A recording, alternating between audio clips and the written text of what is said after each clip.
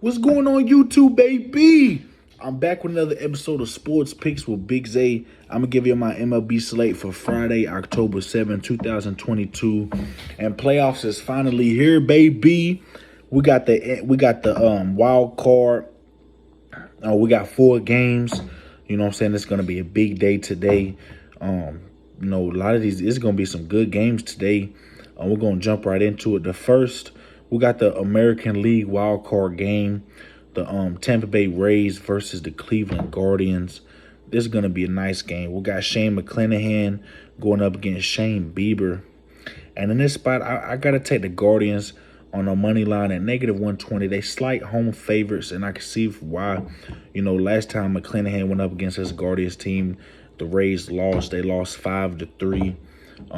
Last time Shane Bieber went up against his Rays team, Bieber did get the win. Guardians won 4-1. Now, both these pitchers haven't really faced this team too many times. McClanahan only went up against the Guardians one time. Shane Bieber only went up against the Rays one time.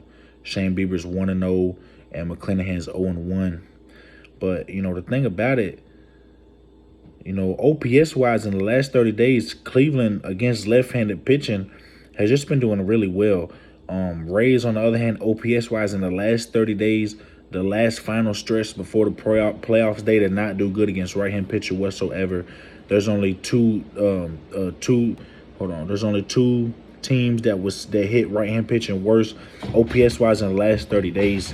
You got teams like the Athletics and the Tigers and the Nationals. All OPS-wise in the last 30 days, they've been hitting right-hand pitching better than the Rays. So in that spot, looking at the OPS, looking at the record, Shane McClanahan gave up 7 hits and 5 earned runs last time he went up against his Cleveland Guardians offense. So I'm going to take the Cleveland Guardians here on the money line. Next game, we got the Phillies taking on the Cardinals. We got Zach Wheeler going up against Jose Quintana.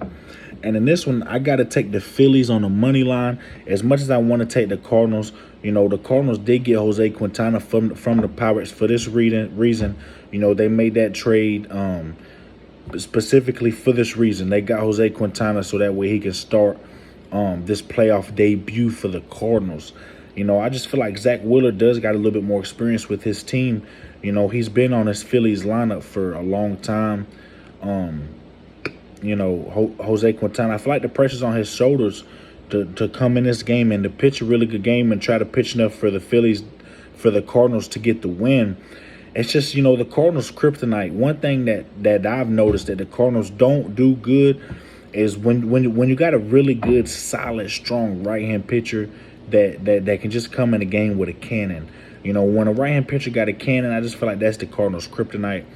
Zach Wheeler's that went up against his Cardinals lineup twice. Both times, 7 innings and 7 innings, 0 earned runs both times.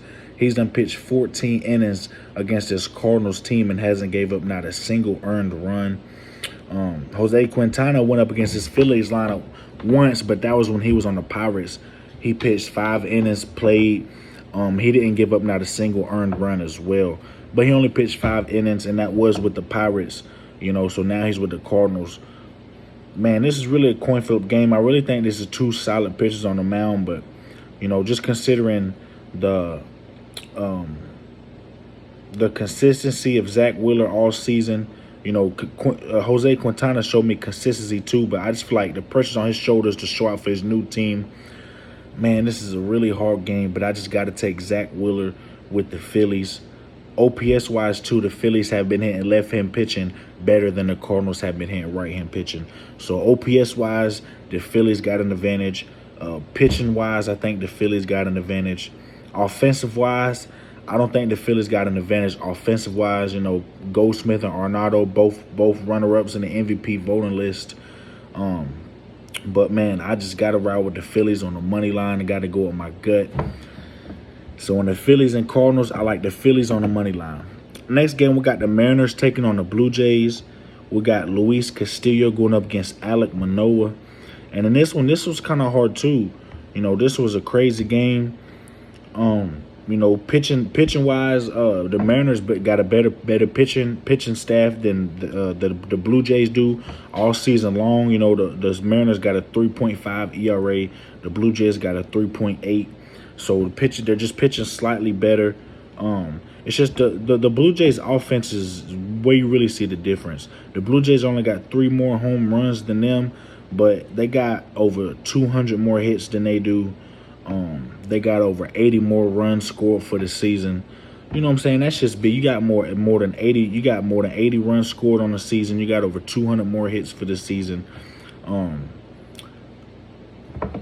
I gotta take, just looking at that alone, I gotta take the Blue Jays. I think the Blue Jays can get it done offensively, even if Alek Manoah does give up a few earned runs. It's gonna be hard to go a whole 9 innings with this Blue Jays team. I'm gonna take the Blue Jays on the money line. Next game, we got the Padres taking on the Mets. We got Yu Darvish going up against Max Scherzer. And in this one, I got to ride with the Padres on a plus money. I'm going to take the Padres at plus 130, and I'll tell you why.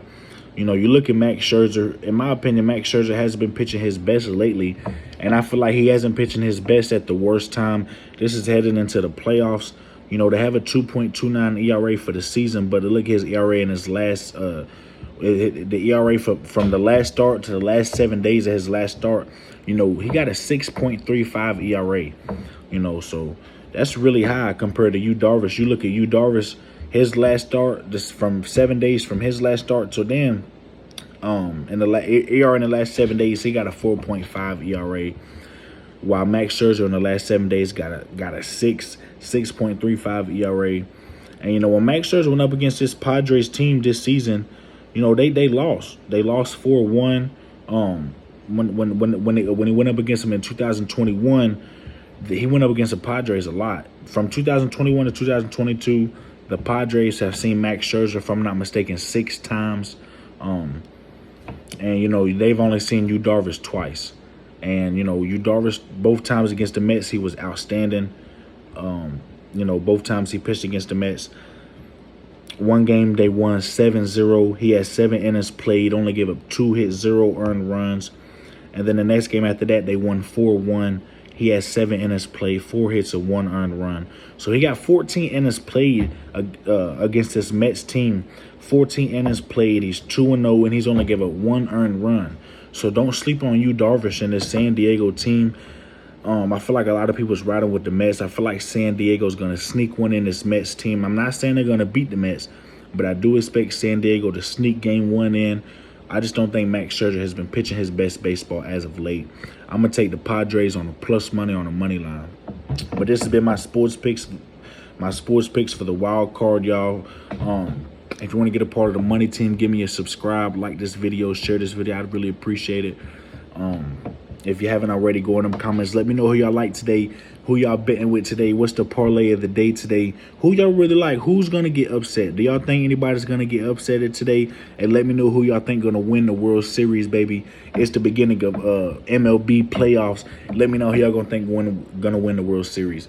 We family when it comes to the gambling world. This has been Sports Picks with Big Tay. Y'all take care of you too.